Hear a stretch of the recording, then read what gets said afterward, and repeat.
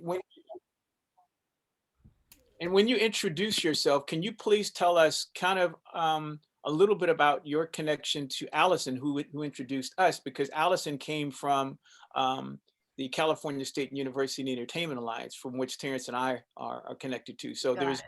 tremendous, lineage here, and all of Yes, this is what we're trying to do is connect all of the folks who are like-minded and like-spirited. So that's without right. further ado, introduce yourself, and then we Thanks. can And that's actually where I was going to begin with who introduced us. So, anyway, I'm Wendy Levy. I'm the executive director of the Alliance for Media Arts and Culture, which is a 40-year-old national media arts service organization that's been operating since 1980. Our members span are now we're now an international organization. Most of our members are in this country, hundreds of community-based media arts organizations, independent artists, industry companies, university film departments, anyone who's interested in connecting media and social justice, interested in developing access to technology, anyone interested in working on equity and inclusion. This is the kind of that's the world of the Alliance. So we've always functioned as a an umbrella organization for our members across the country. And during the last 5 years, when I became the executive director, we did a bit of a pivot in terms of just providing services to the field and pulled back from transactional and was doing more work on facilitating deep collaborations and innovation and cultural impact for the media arts field. And wow. so that has manifested in numerous ways. We have an innovation studio that just launched our first VR gallery for Oculus with an Yeah. exhibition called Unapologetically Melanated, which is curated by Black women and non-binary curators all over the world. It's going to be unbelievable. And making sure that young people everywhere have access to headsets and are getting trained in Unreal Engine so they can walk into jobs without needing Yes. college degrees. So that's innovation work. We do apps and other kinds of things. But our core work over the last few years has emerged through this Arts to Work program. And what we were really looking for ways to help our member organizations be more sustainable, to come out of a culture of scarcity, and to Yeah. confront the Hollywood industry and how, I mean, we know it's based on a culture of unpaid internship that's Yes. designed for elite white kids who can afford to work for free. That's who moves up in the space. Yeah. Yeah. And, on a personal note, even after I got to go to film school, Yeah. working my way through as a waitress. And even after I had a film at Sundance, I continued to wait tables for the next 15 years because Wow. I didn't want to go to Hollywood and work for a director that I didn't admire. And I Yeah. wanted my stories to change the world. So ultimately, I just, right now, Arts to Work is the very first federally registered national apprenticeship program in media arts and creative technologies. We did that. Thank you, sir. We did that not because I want to push government paper around for the rest of my career, but we did it because of the millions and millions of dollars in the federal budget that go to workforce development and apprenticeship specifically that never go to the arts. Right. And that money is like laser focused on construction, manufacturing, aviation, healthcare, Right. really wonderful, wonderful job opportunities for people. But we're here to raise up artists and Yes. figure out how we can build the creative economy without selling our souls. Ooh. So through that Arts to Work, I got a call from Allison last year who said, basically, I'd like to turn all of the arts, media, and entertainment CTE programs in California high schools into Arts to Work pre apprenticeship or other kinds of pre apprenticeship. And I was like, we're down. We want to help you do that. Our program had Yes. only been looking at 18 and up. Yeah. Like Yeah. people had to have high school diploma or a GED. Easy. Yeah. But through Allison's connections and everyone she's introduced us to, we can now work with high schools. I lived in Oakland for 35 years Yes. and I know those schools and I know those people and we have staff there. We have now working in Southern California as well.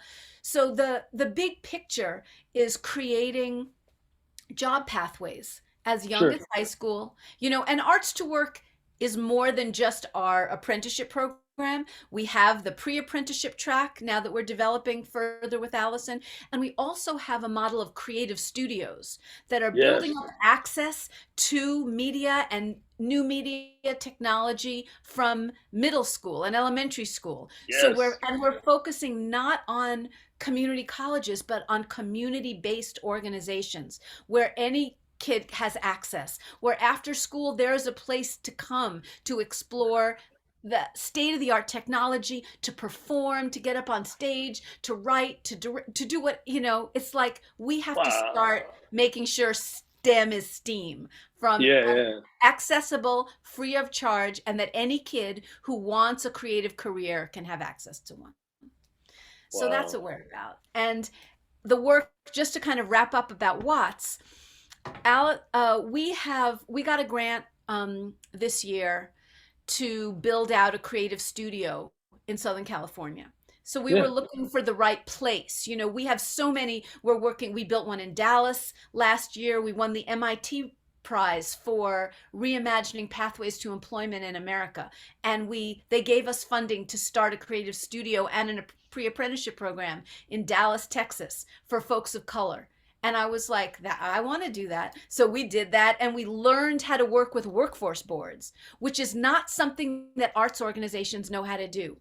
They Nope. don't, there's never been that connection, and it's can be quite transformative. They contributed more funding to our prize and allowed us to set up a creative studio where nothing had existed before. And Wow. 14 young people who trained for jobs, 14 people are currently working in the industry. So that Yeah. we want to replicate that, right? Yes. So as a partner in Southern California, we got interested to Mr. Timothy Watkins, and we had he walked me through. I did a tour of the space, weeping all the way along for the kind of resources that they have there at WLCAC. And he was sharing with me that they're a much larger organization than the Alliance. They have a lot of funding to do their community work, but their art spaces are underfunded, and Mm. because they don't have the subject matter expertise there Sure. right now. Sure. But they just got the Best Buy Tech Center grant, so they're going to have 12 or 14 new computers in one of the rooms. We're going to help them put together a camera packages and a green screen so they can have a studio. They already have like printing machines, glass blowing, art studios. That place is going to be off the hook. And we Wow. want to leverage our funding to help start programming there as soon as possible. And they have the Museum of Watts History that Yeah. we have all these amazing archivists, and they should be coming in from all the HBCUs to do new programs, to do performances in their theater space. There's a ton that can happen. So I'm waiting to take the lead. I'm meeting with Tim's daughter this afternoon to figure out, because she's kind of does all the financing, and because I'm like, I have to be careful because I have so many ideas that I just want to run with. And it's like, the right way to approach this is, what do you guys want to do for your space, and how can we Right. support that? And so that's what we're Wow. doing. But the way that I got introduced to Kevin is that I got an email and from Allison, who's like, okay, Dakar Foundation has paid internship experiences and they're looking for people. And I was like, okay, who can how is this going to happen? So that was my first, just like, I'm really curious to hear now what you guys are doing, where, who's funding your internship experiences, what are they with, how can we potentially be a pipeline, help provide some framework. Let's figure that out. Wow. Wow. Well, to that point, and to answer your question from Allison's handoff, we're working with the City of Los Angeles Economic Workforce Development Program. It's literally a vision of the mayor's office, and the outgoing mayor and the incoming mayor will, really propel this to something that will help their existing program focus on growth projects or growth industries. Mm-hmm. And we want to include digital media and arts in the Right. growth pathways Sure. for their funding of agencies that I think there's 14 agencies in the city of LA and LA proper who have gotten funding, and they have turned this funding into um, ways to provide wraparound services. So these students get social workers and case managers Right, right. for 18 to 24, Mm-hmm. and they get the $15 an hour Mm-hmm. of workforce money to unlock those dollars. They get 20 hours of work readiness. Then they take people like me, myself, who have created work site agreements. So I'm a Mm-hmm. work site supervisor. And through my organization, I then can help those students unlock their dollars by working for me. And And it's, what do you have them do? What's the job? oh my God. Well, I've gotten several students onboarded, and they're going to learn everything that I need them to learn about product based learning. So we have several projects that we hope to build into products, building a website, Mm-hmm. um, not only the front end and the back end, but all the things that they will learn entry level on how to upload content to our Mm-hmm. sites. And I mentioned, Terrence, I mentioned to Wendy about the Buffalo Soldiers. Sure. That's one of the projects that we plan on building a destination site, a portal to take all of the uh, digitized content and Mm-hmm. start to put it into a place where Mr. Powell, his name is Anthony Powell, where Mm-hmm. his stuff will live. It's currently, again, in storage facilities. And Right. it's our, preservation and conservation goal to make sure that all of these assets, like Tim's assets, have the best, most, um, complete um, ability for it to be researched as it's being preserved and conserved. And the research part of it for us is connected to an ethnic studies initiative. Mm-hmm. So all of that is a project that we hope to take at least the two students we're working with. One of them is a graduate from Biola University. Mm-hmm. She graduated last year, and she's been working with Terrence and I on learning everything that we can give her to help build and design a student-generated um, communications channel, a podcast, a TV program, and a radio channel. And all Mm-hmm. of those things are the things we want them to understand, is that if it's student generated, it gives students voice and agency, then Mm-hmm. all these projects and all these products that they build can be That's right. spotlighted and shared through that Mm-hmm. communications channel. We don't have to Mm-hmm. use YouTube and any of the other social media channels. We can use all those channels, but we can also have our own channel, and to talk to them about ownership and Right. being Right. able to have their own digital footprint. Mm-hmm. And those are the things that I've leaned on Terrence, is to help us understand all the things about self-publication, self-distribution, and monetization of all those things that people don't really get a chance to understand until they've gone through the gauntlet and had every other publisher, distributor take, a pound of flesh from them before Right. they start to realize ownership is the key. And Mm-hmm. so those are the things that we're going to work with our students, but we're onboarding other students in the coming weeks. We just met with some folks that are the pilot project from the city of LA that have a youth center in Watts. And interestingly enough, they use this particular project. It's a 3-story building in Watts, Mm-hmm. to create the way for all the other 13 agencies I mentioned, to understand that putting all these assets, hardware and software, into one space could allow those students to start building products. Right. So we intersected with them through the city of LA.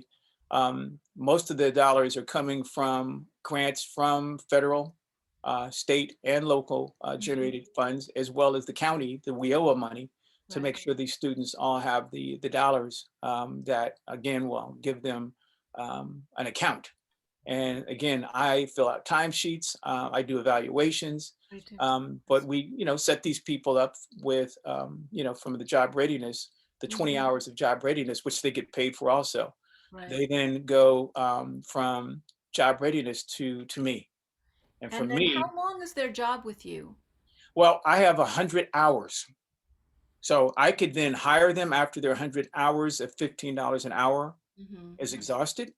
And then there's additional dollars that we found from the Los Angeles County Mhm. that provide an extended amount of not only hours, but more pay. Right. So our goal is to create an alignment of all the things that we can do to make sure that we can get them not only the work experience, the product-based learning experience, but also getting them paid every step of the way. So I'm Right. going to use every single Yep. dime of our Mhm. money judiciously to make sure that we don't blow it, for them so they didn't really learn anything. They just Right. have to make sure that they are going to be measured Yeah. for their ability Kevin, do to. you have a space where your young people come or will come to work? Or are they still working virtually? Well, How's interestingly enough, we're actually hunting down spaces, but I joined a private club as a nonprofit organization in Los Angeles. It's yeah. actually a network of clubs around the world. It's called Invited. It used to be called Club Corps, and City Club LA is where I had planned on having these students come downtown LA on the 51st floor to Mhm. not only get them exposed to all of our product-based learning, but also to get them familiarized with how to comport themselves so that Right. they learn how to dress, how to show up on time, how to be humble, how to literally understand that this is not about them right now, Mhm.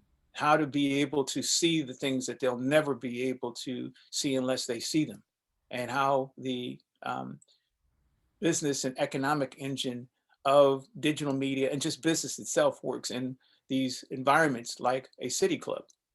So that is it's a professional private club. They have one in San Francisco. Terrence just joined the one in San Diego. But it's really important for these people to start to understand how to again mix with people that aren't their peers, but will eventually they'll have to intersect with at some point when they want Sure. to. Oh Yeah, yeah. We yeah, have our young people pitch the ideas that they want to do to groups of strangers. You need just the way it works in the world. You're going to work for nonprofits or sports teams or television shows or ad agencies. You need to be able to walk into an environment of strangers and right, right. share So some that's of who kind you of that. are. So the place that we were looking at is doing a lot of our physical gathering was the City Club, but interestingly enough, one of those 13 agencies is called the Brotherhood Crusade. It's probably the largest of the nonprofits in Southern California. Mhm. Tim will know about them. Brotherhood Crusade. They have invested in a radio podcast room, also a Oh, computer lab. It's gone empty during COVID. So prior to COVID, they built this stuff. KGLAH radio, Stevie Wonder's radio station was working with them to operationalize that radio station. With their computer lab, they've had many actors in Hollywood. The Pan American Film Festival have been working with them to operationalize their multimedia room. Well, it's basically dark, and so they've invited us to come and so use can you that teach in space. there? Yeah, That's I mean, fantastic. and when I did the site visit, I couldn't believe, the amount of stuff they had. It's probably, needs a little bit of updating since it's been dark since, 2020. But recently, Terrence and I, this Friday, we did a site visit at the center in Watts. And this center in Watts is again undergirded. What's the name of the It's youth called thing? Yomo. I'm going to send you, Yoma. let me get you the link. Okay. Yeah, I'll put the link in the Great. chat box. Thank you. I guess when somebody else is talking, I'm going to look it up. But we did I actually we recorded the site visit. We had Mhm. one of the students that I've employed. We had him, kind of take his camera and he captured the tour. And so I'll send you instead of just talking to you about it because there's nothing online about the new development of the rate. They have a recording studio and a multimedia lab, but the recording studio and the lab, the multimedia lab, Um, they have built and designed it. I don't know who designed, who built it, and who sourced all the materials, but they said, we need people like Terrence to help train and unlock these machines and unlock the software. So these Yeah. they start, building and designing and, creating, things that will help them build their portfolios. So that's a lot of the missing pieces with the dollars Mm-hmm. is that, well, once everything is built, who's going to play in there and who's That's right. going to actually win in those spaces? Yeah. And those are the things that I think we can provide because everything we do is underpinned by mentorship Mm. because the people that we have on Right. our team, you can't buy them. Right. And the only way they really volunteer if we have something that's sustainable and scalable. If it's just another nonprofit that's trying to do some change agency, we're in Hollywood. I'm Mhm. from Berkeley, California. Oh, really? I went to Berkeley High, I went to San Jose Really? State. I'm Oh, from the wow. Bay Area. So I know how important it is. That's why I moved here. How important it is to deal with influencers and Mm-hmm. people with impact that will see that, again, um, this can help their philanthropy. It That's can right. help their legacy if they connect. So we've been, Yeah, you're right. Kevin Hart, he's built a sound stage and production facility. We're working with some of the largest talent agencies, CAA, William Morris. And quite interestingly enough, Terrence and I started, our whole project was based on where do we look to try to have as much impact on the least of us. So Mm-hmm. we worked in the Compton Unified School District for 3 years and we worked with Compton High School in their film television program. And we realized we were way ahead of our time in trying to help create the change that they needed. They now have a $200 million bond, and Right. Dr. Dre's giving them $100 million, and they have a brand new campus. So they're now Mm-hmm. where we believe we can help them, but they didn't have any of the leadership or the vision to help to create a pathway Well, to helping those people. that's my question for you, Kevin. This is all amazing information, and the investment in the high school, in Compton, um, they can invest in a amazing facility and provide incredible training, but the pathway from the training into jobs, into Right. real jobs with real opportunity, I Right. think it seems to me from the outside that there's a big gap there, and that those opportunities for jobs beyond just the lowest level production assistant are Right. still not Yeah. accessible. Well, again, it's a mindset change that has to occur. That we believe, again, people will throw money at a project, but won't throw a real mentor, a real, guru to help people Mhm. unlock the things that are most important to these young people who are high barrier. No matter how much hardware, software is thrown at them, they still don't have the understanding of what it takes to humble themselves to learn. They are not as adaptive and versatile in their ability to do the things that create the kind of challenge based learning because they come from circumstances, they come from lack of resources, lack of everything. So to attack the problem of giving these people access, got to understand who they are. And, you know, we used to call it in Oakland as having a ghetto pass, because if you don't understand the language and how to talk to these people, understand what goes on in their homes, it's very difficult to really try to, get them to buy in and, Mhm. and trust that you can give them the things that they won't get in their classrooms, in their Yeah. households. And No, so that's what I believe, we've got a group of mentors who will help them understand at the earliest possible age really how to humble themselves enough to be able to understand that people are volunteering and mentoring to try and get them, um, some understanding of things they can't possibly understand until they trust. Well, this is really Well, interesting too, because as you talk about needing to humble themselves to look to be able to learn what they need to learn, we've been talking about it as that half of what we teach is confidence building, and that tension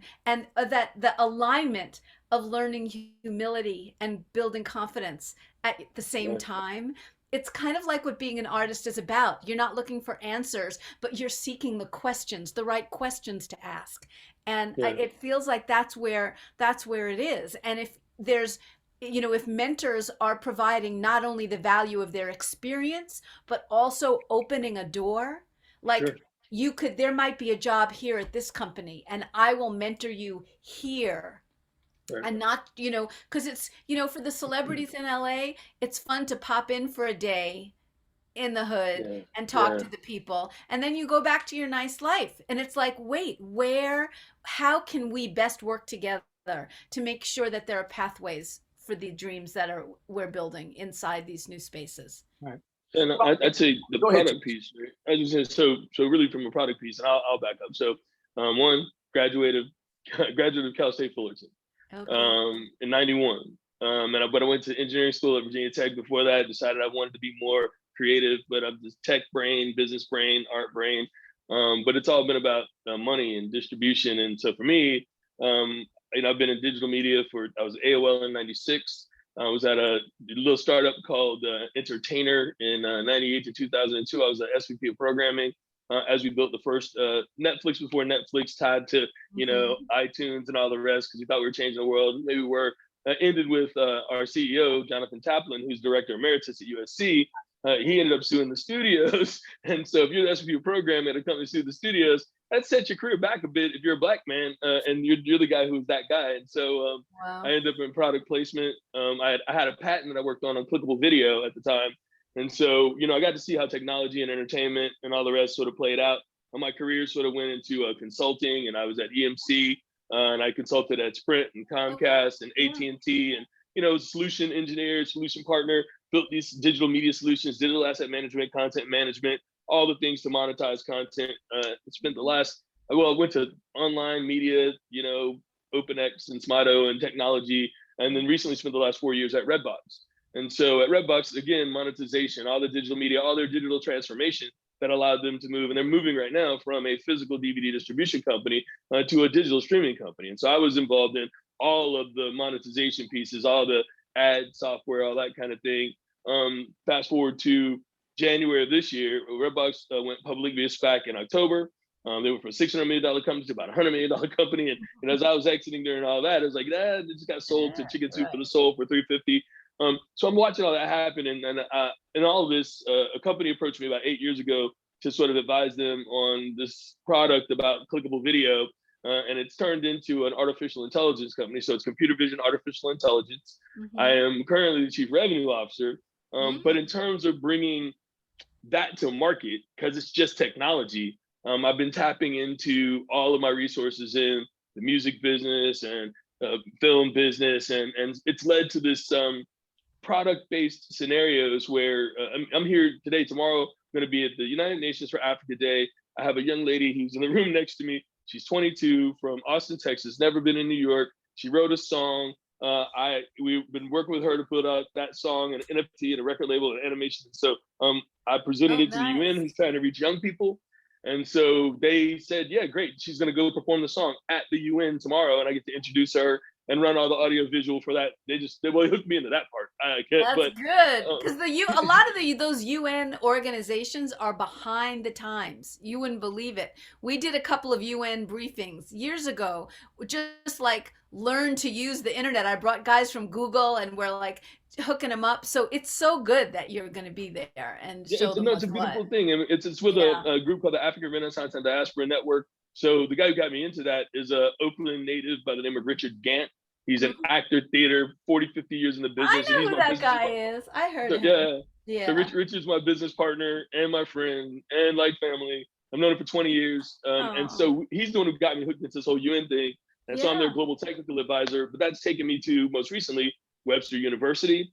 And I met with their communications department and the dean of that school, talking to them about virtual production and how you incorporate artificial intelligence and how they produce using a mixture of Unreal Engine plus regular film production, plus now me bringing in AI to that thing. And so I'm all about how do you make it tangible? So for me in technology, the only way I can really make anybody understand computer vision AI, because it's super geeky, techy, we have a patent, all that, And is to make potentially it usable. dangerous and Oh, it yeah. has all that. Oh, it has Yeah. all of that, and we're just think about us as maybe technology arms dealer, if you will. But Right. if that's the case, right? If we have the ability to license technology that's transformative like that, I mean, I was explaining to somebody today, we can use AI, and in computer vision AI, it can do anything that a computer sees, and it can make things out of nothing, Mm. or deep fakes, all the other things you think about, totally possible, totally real. You can create characters that don't exist. You can create people that don't exist using Right. AI. It's a little scary, but for me, it's like, okay, functionally speaking, let's back this up,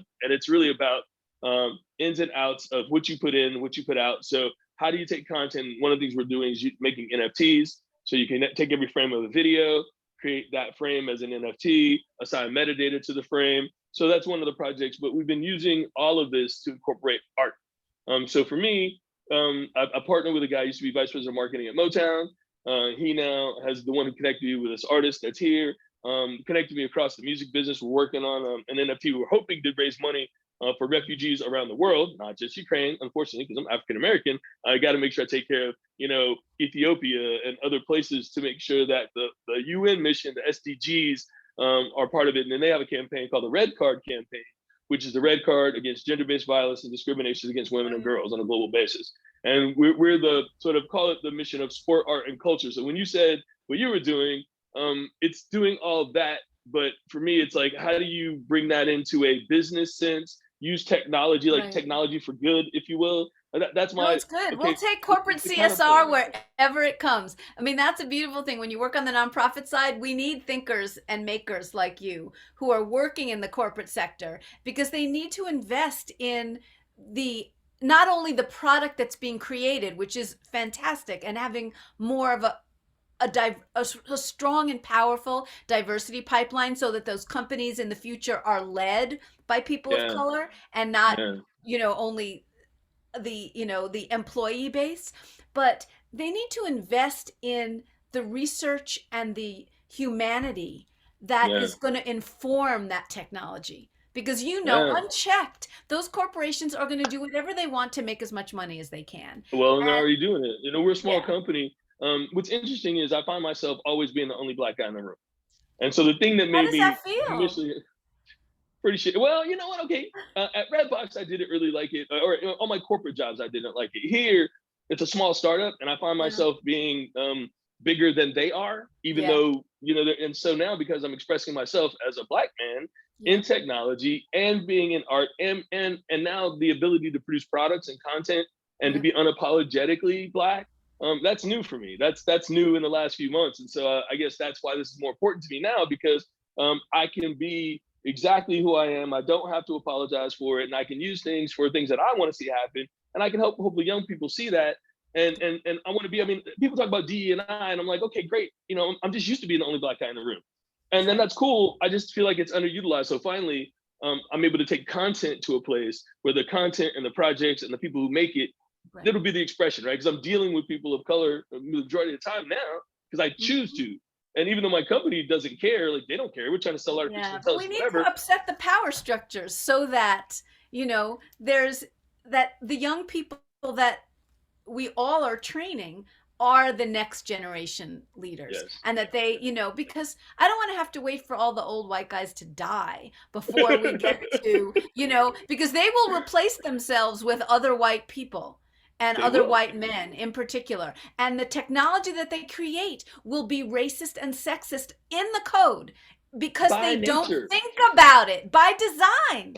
And because they don't think about it. And the AI bots that they're creating are going to be surveilling Black people and Yes. women hella more Yes. than people who look like the creators. People don't Absolutely. realize this. So if No. you guys can train a generation of young people to be the next makers, we're in it with you. That is for sure. I mean, we got some money from Unreal Engine last year to build our XR gallery for Oculus. Yeah, yeah, And they yeah. were, they're so generous. And yet they would do these training sessions for Hollywood folks, because Hollywood's now doing a lot of post production with Yeah, Unreal. no. Yeah. They gave $10,000 stipends to 30 applicants. They had like 600 people apply, 6,000 people, sorry, apply from all over the world to do this lab, to learn Yeah. Unreal Engine so they could take it back to their jobs. 6,000 people applied, 30 got selected for the first cohort, 30 white men. And I Right. was looking, I talked to my program officer who gave us 200 grand to build our thing. And I was like, how do you think that's right? How did that happen? Because nobody questioned it. Of course And not, because they're white no, coders. You unconscious talk to bias. another coder. that's I mean, right. That's look, right. so I was just talking to an animation company today, and we're talking about production in Unreal Engine. I'm super familiar with Stagecraft. That's what ILM uses to do The Mandalorian. And so I was consulting again on the AR wall installation for Webster University and telling them, okay, well, here's how you do an Unreal Engine programs this, but you still got to shoot the person in front of that. And it's a collaborative process, right? Yes. And so we don't make it in those rooms, right? And so I was explaining to a company that's building It's a new gonna animated change, series though. that they can change. Well, and they're asking me, I said, Terrence, how do we do this? I said, look, it's new. What I'm telling you is we need to get in on the design. So everybody's sort of asking for subject matter expertise. I'm trying to say, look, content is still king. So if Make I can get something great. now, I Yeah. can get to any producer, I'm getting to any record artist, and they all want to be in the metaverse. They all want to do NFTs. And my goal is to take these kids who, look, that's their world. They're going to be the next generation using it. I mean, I can say I'm 56. Whatever I say should be in the metaverse, I'm sort of explaining it. But I'd like to see the 14-year-olds to the 18-year-olds say, well, what do you want to put That's in the metaverse? right. And I want You to know? get every single, they don't have access to the technology that they need to build what they can dream. A lot, some of them can, you know, it's like we need to make sure there's so much along this spectrum that that needs to be confronted. Our community-based media centers need the hardware, they need the headsets, they need Right. instruction in the code. And I mean, Epic is an amazing company, and I think that their heart is in absolutely the right place, but there is a ton of work to do. And no, you know, it's hard We're to, the devs, no one right? can write a single check. So the part for me is, what you can do instead of giving money, give me a dev. I know what to do with a developer. You give me an Unreal developer, I can have them work on content that's meaningful, that comes from the mind of me and other people who look like me. Yeah. But the dev resources are super expensive. I mean, AI developers, we're looking for those. Those guys are $200,000 a year. That's right. And they're all white young dudes who I'm like, I don't necessarily, I mean, okay, but if I could, I have the API that I can, we have an engine. I have an AI engine, like Amazon, like whatever. And I'm at a little company that's just about to raise their first $3 million. We're nowhere. The good news is, because I'm there, I'm the chief revenue officer, Right. and there's a window of opportunity where I can say, hey, here's how we need to apply our tech. Now, if I get my company paid about that much, I can do this much, Right. and I can And do you it in a show it, direction that and I want to. right. So I mean, they asked me to do a demo today for this animation company. They said, well, what would it take? And I'm like, well, what I'd love to do is say, hey guys, this is a real project. This NFT for the United Nations, hey guys, real project. I'm using AI, I'm using animation. I need people to draw. I need people to animate. I can put them on real projects, and I'm about to be able to mint NFTs through our AI engine. So we're building these portals, and our company, the thing I've sold them on is that you don't know how to do content. You have to make the AI engine do something reasonable or something that people can understand in order to know why they need the AI. And so it's all about the use cases and what's your why. And so for me, right. that's And the what do connection, people right? want? Yeah, I mean, you can focus on the technology and make it like the coolest shit ever, but I'm also into it's the stories. It's like, how do people It's art. feel in relation to this technology, right? And that's where all the, you know, the kids in Watts are bringing to the table these unique lived experiences that they deserve to be uplifted, they need to be, but there's, you know, how do we start to break down those barriers, right? And Right. that's what I'm hearing from Kevin and from you, is like, we can, you know, we have to build in this direction. It's really, really necessary. And it seems like Yomo and Tim Watkins' place, WLCAC, there's resources there, but Watts is one city, right? I Right. mean, we have folks in Oakland, we're working in Baltimore, we're working in Dallas, we're working in so many different places. And we need to find a replicable model for what you're talking about, so that these new media labs that we know how much they cost, we know the Yep. technology that's needed, and we Yep. train teaching artists. Because that's the thing, you have a dev, but not that just because you're really good at writing the code doesn't mean you're good at teaching it. No, absolutely no. And well, the one thing that I'm doing, I mean, so I don't know, Kevin. So when we went there to Watts, I said, right now the bureaucratic process is such. I mean, one, I can tell you, I've never gotten paid. Right? It'd be nice to get paid, but whatever. But the point Yeah. is, I've got a curriculum. I taught it at Columbia College Chicago, semester in Hollywood, taught at LA Mission College, and we're just talking about updating it. And so when I went there, I said, Kevin, if we can just teach a class, let's start July 15th. Let's teach for 10 weeks. Let's bring kids in. Let's do it. And that's the part, right? You have to. This is the process of learning by doing. And if you don't get your hands dirty, if we don't understand that piece, and we don't say, but the art has to come from the audience. Like, I don't want to just go do it for whatever demo's sake. I'd rather do it to say, hey, what do you guys dream of? What do you want to see? What do you not see reflected? By the way, here's VR. Okay, do you understand what I just put on an Oculus? I mean, Kevin knows I bought this Samsung little VR 3D camera, my own thing, took the kids, put my phone in it and said, look, this is what it is. What do you do? Like, now, what would you do? The best we could get out of these kids at LA Mission College was go shoot some 360 video and give me a story in 360 video, because they could at least understand that. These are not technical kids. They could understand that, right? Right. I want to take kids to the next level and say, well, how do you imagine? But they don't have the canvas, right? You look at Oculus Quest. I would just say, okay, what is the must-have content for Oculus Quest? I'd argue I don't know what it is. I don't know. I know what they think it is right now. It seems like, there you go. But right now, it seems like the entertainment experience is, I'll put you in a room that's like a theater and show you content. I'm like, dude, why do I need to be in a VR headset in order to be in a room to watch a movie? I can take off the headset and watch a movie. But what about putting me in it? What about putting me in a scene? The what about walking me through the immersive experience, right? And okay, let's take AR. Okay, let's take Sandbox. It's just a digital representation of a metaverse on a screen. Let's do that. The gaming, I mean, because to your point, Epic. Epic changed the game with Fortnite by putting Travis Scott in Fortnite. And you're like, okay, and people still can't get over paying real money for fake stuff, right?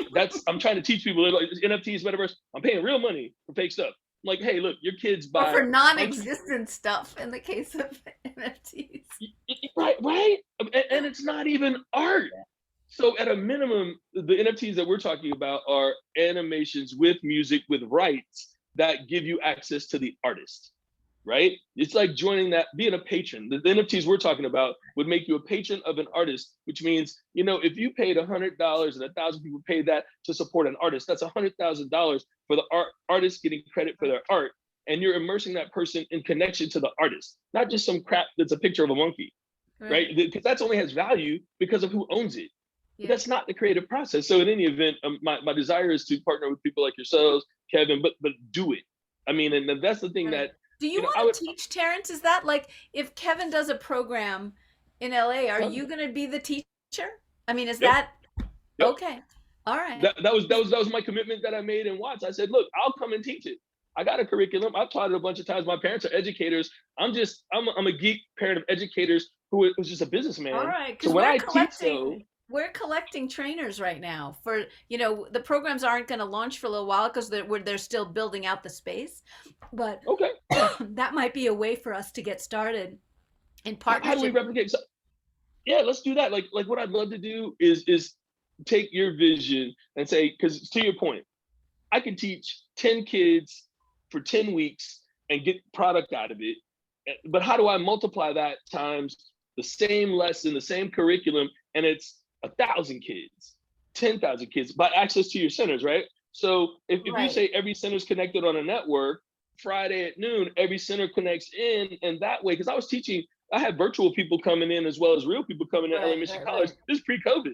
We just did it because we just did it. We're not aligned that closely yet because we may have we have 4 programs going on right now, like Albany, Baltimore, Philly, and Charlotte's not up and running yet, but Atlanta, but they're not on the same schedule because each of our centers runs like in Atlanta, they focus a little more on brand content creation because it's Atlanta and it's hard to get on set, but they have amazing ad agencies. Same thing in Albany, they're working more with film sets because they have production studios and two Hollywood series are shooting there. So they're not doing ad stuff, they're doing regular straight up media production. But then in Baltimore, there's so but we could align them. Like at Or some even point, a to node, your even point. one class for each one of them. Just say, hey, look, once a That's week, right. like this That's week, right. we're gonna focus on what you're doing in Atlanta, but Right. we're gonna teach it to the kids and But come here's and watch. the thing. But here's the thing with apprenticeship, and this is something we can work on. Training without a job is a broken promise, right? So we, before we start the the training, we want, as part of a pre-apprenticeship track, we can do this training, but then we need to amass the folks who can hire our kids with those skills, because Agreed. there's more than just Epic. There's all the Riot games. I mean, there's all these potential. I need you guys as connections into Let's the go. industry to bring employers to the table to say, look, we're going to teach them this. What else do you need them to know?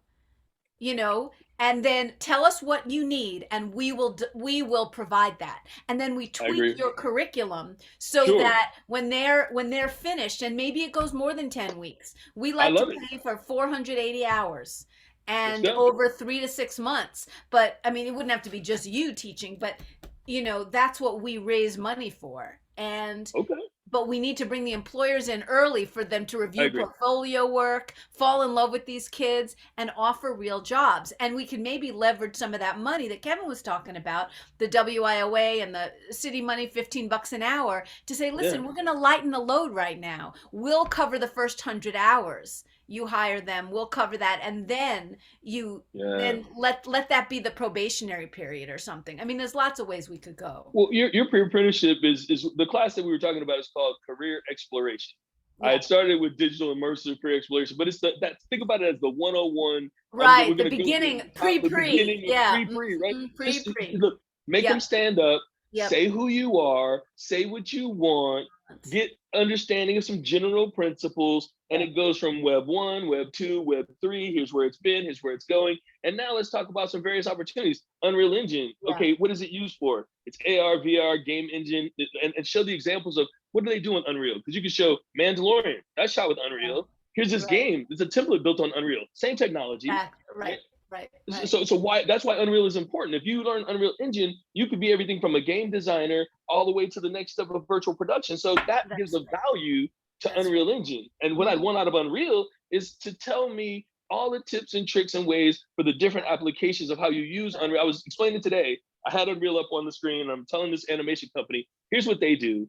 If I add AI to the production process, meaning everything you shoot is an object, and I Mhm. can program objects, you Yeah, could create content on the fly with yeah. just the object database, Unreal Engine. So anyway, those Jess, being what's your the email? Because I need to send you. You're not in the.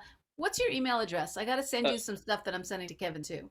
TT Coles, TTCOLES Uh-huh. at Gmail. Okay, good. Super easy. No, thank you again. I mean, I know monopolized a lot of time, but as you can No, tell, it's good. This is how we get to know each other. No, I'm loving this, and I wish I didn't have to bounce for my next meeting. But I know. Kevin, what should our next steps be? What? Because I want, Right. if So there you was a have, reason. Yeah, there's do a you need reason young why people for this summer? yeah, so this is what the primary reason why I wanted Allison to join my group is I want to be the convener for a way to take all of our resources to do a summit in Southern California that we Mm-hmm. can then broadcast to the rest of the world. And Mm-hmm. this summit would be titled, if we get consensus from all the stakeholders, it would allow me to introduce all of the resources, the people, and the way ahead for us to unlock all these dollars and find the right students to really put on the path Mm-hmm. to product-based learning. So I'm looking at this as something I can do as a back to school summit in Mm-hmm. August.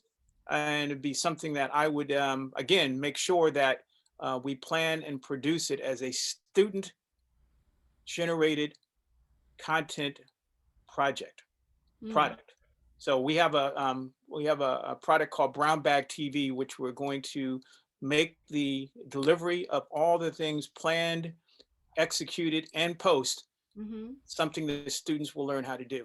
Right. So, Okay, and, that's and cool. most of everything that we're going to do is really, again, learn curriculum around all of the conferences, all of the things that have happened during pandemic has now all Right. been virtual, but we really want to have something called conferences curriculum. A lot of these students have never been inside of these conferences as Yeah. journalists and been able to understand Right. where things are going. So Hmm. that's where we believe if we can duplicate some of the conference activities and make sure that we have something that has students, you know, at They the just need table, to, yeah, and at they the just table. need to have extend, after a conference, you can kind of get depressed because you got all this Yeah. great input and then you're like floating out there on your own. As long as we have the network that's built so that they have some place to go after that conference Yes. to keep learning and doing, that's where the creative studios that we do Right. can come into play. And if you're using, I'd love to send, if you have funding for paid student interns this summer, we have a couple of programs. I know you were connected with Sid and Sean at Better Youth. Mhm. They're incredible. We also are working with Venice Arts. We've got a couple of other programs. If there's a mechanism to Yeah, and again, give that's some why of our folks that I can hire as opportunity. many students who can actually help us build the infrastructure for Brown Bag TV.